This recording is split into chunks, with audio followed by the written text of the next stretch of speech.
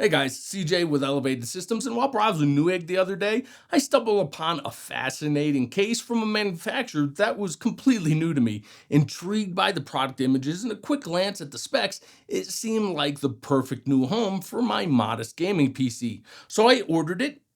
And here we are, introducing the AlMordor SilverLining 160G ITX. Now, let me tell you, at first glance, this case is an absolute showstopper. Crafted from machined aluminum, steel, and tempered glass, it's like a supercar of ITX cases, sleek, stylish, and seemingly built to turn heads.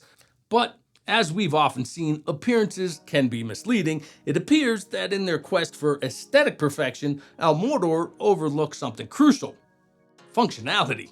So get ready as we delve into this review and uncover whether this stunning case is perhaps a bit too breathtaking for its own good. The SilverLining 160G measures in at 345 millimeters in length, 155 millimeters in width, and 365 millimeters in height. It's compatible with mini-itx motherboards. With the included PCIe Gen 3 riser cable, it can house vertically mounted graphics cards as long as 320 millimeters long, 125 millimeters tall, and 60 millimeters thick.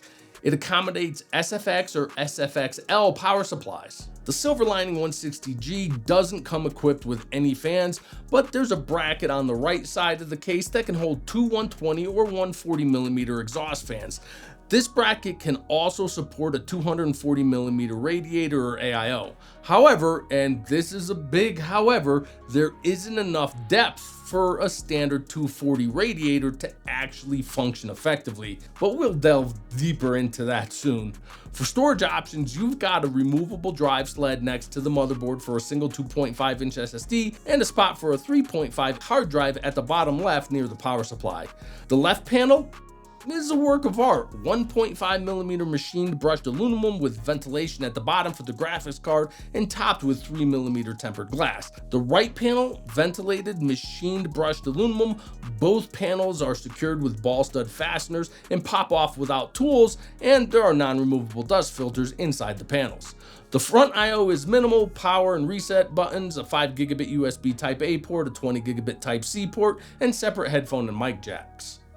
Now for its unique feature, the adjustable two-position motherboard tray. In the standard configuration, the case supports a 240 millimeter AIO or an air cooler up to 65 millimeters tall, but if you push the motherboard tray back and rotate the I/O panel, you can ditch the AIO support and bump up the max tower cooler height to 120 millimeters. As of the time of filming, the AlMordor SilverLining 160G ITX is priced at $79 US. Now, before I get into the all-important but spoiler alert, extremely disappointing build experience, let's start with the good. When it comes to build quality and materials, this case generally stands out, especially considering its price point. We're talking about thick machined aluminum panels and an outer shroud that give the case a robust finish and a premium look. Moving to the interior, the steel chassis is just as solid. The fit and finish are impressive. I found that everything lined up perfectly when unscrewing and reconfiguring the motherboard tray, which is always a good sign of quality craftsmanship. The ball stud fasteners are made of steel. They hold the panels firmly in place, ensuring everything stays secure and aligned. Overall, the fit and finish of this case easily matches or even exceeds those of much pricier cases like the Lianli A4H2O. All right, let's dive into the build experience with the AlMordor SilverLining 160G. And guys, this is where our journey takes a bit of a nosedive. Now, this case is on the larger side for an ITX closure, which does mean plenty of room to work with. But here's the catch. It turns out there's a bit too much room. So much so that the shorter SFX power cables didn't quite reach the motherboard. So I had to pause my build and wait a few days for some cable extensions to arrive. Now, I'm all for using cable extension to enhance a build, but needing them just to make things work, that's a no-go in my book. A case should be designed to work with the components it's meant to house. Sure, ITX builds usually require more planning than larger form factors, but having to source cable extensions, that's a new one for me. I also needed an extension for the CPU EPS power cable. While it did reach by running behind the motherboard tray and through the top pass-through, it clashed with the installation of the 240mm AIO. Big red flag here, guys. If there's not enough room between the AIO and the back of the motherboard tray for a small cable, you can bet there's not enough room for proper airflow. And you know, a radiator needs air to function. This potential problem was apparent the moment I took the case out of the box and removed the rear panel. A typical radiator with fans is about 50 to 57 millimeters thick, but there's only 60 millimeters of space here for the AIO.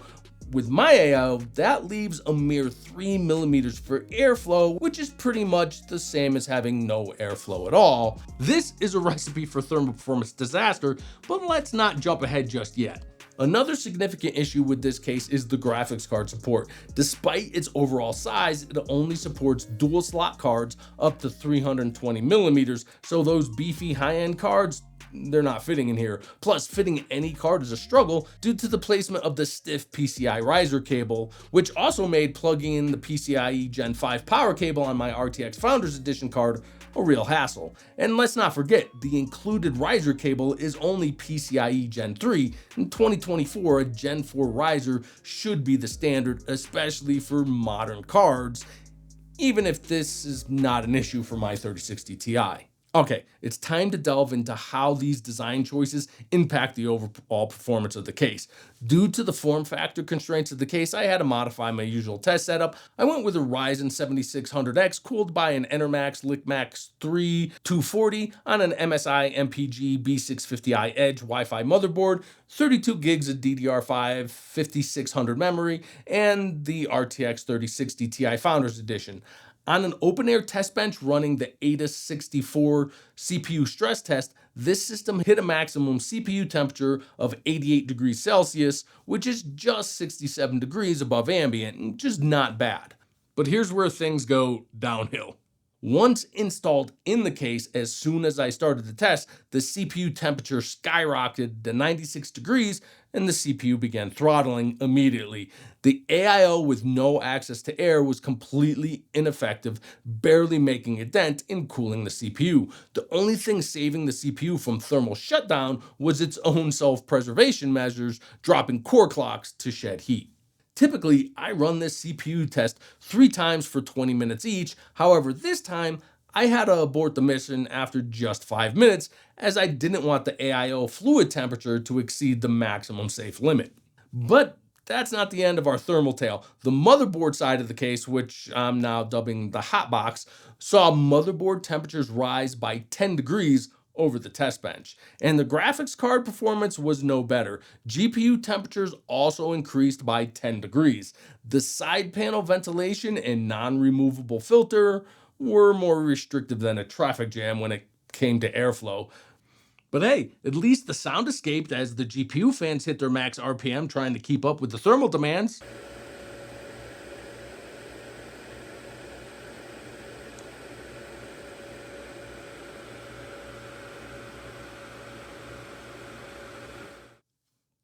Now, I expect the stock AIO fans in both push and pull configurations on the inside and outside of the radiator with no measurable difference. The data I've collected so far screams that the main cooling configuration of this case is a flop. However, I didn't immediately dismiss the case. ITX builds often require some extra thought, so I tried a few tweaks first. To give the graphics card some breathing room, I tore off the restrictive filter, sacrificing dust mitigation for airflow. I did the same for the filters on the right side panel. Then I swapped out the stock Enermax AIO 25mm thick fans for a set of Arctic P12 Slim 15mm thick fans. This move gave the AIO an extra 10mm of clearance, hoping for some extra airflow. Unfortunately, while the P12 Slims are great fans with good static pressure for a 15mm fan, they're considerably less effective at moving air through a radiator than the stock fans. So the extra space for air was negated by the reduced fan pressure, and our CPU still had to throttle itself. However, it did take almost 10 minutes for the temp to climb this time, and the GPU did manage to shed 4 degrees. Now, because to me the case's main selling points are the vertical alignment, narrow footprint, and support for a 240 AIO, setting up an air-cooled system in the case feels counterintuitive. If I wanted an air-cooled ITX system, there are plenty of smaller air cooling focused cases out there, but as a reviewer, I felt obligated to test all possible configurations. So I removed the AIO, installed a couple of 140mm case fans, and a Noctua NHL 9x65 low profile cooler with a faster but louder fan, and immediately I hit a snag. Now, the panels are interchangeable, but I had to choose between intake for the CPU cooler or exhaust for the fans, not both. For testing, I used the ventilated all aluminum panel on the left side and just left the right panel off.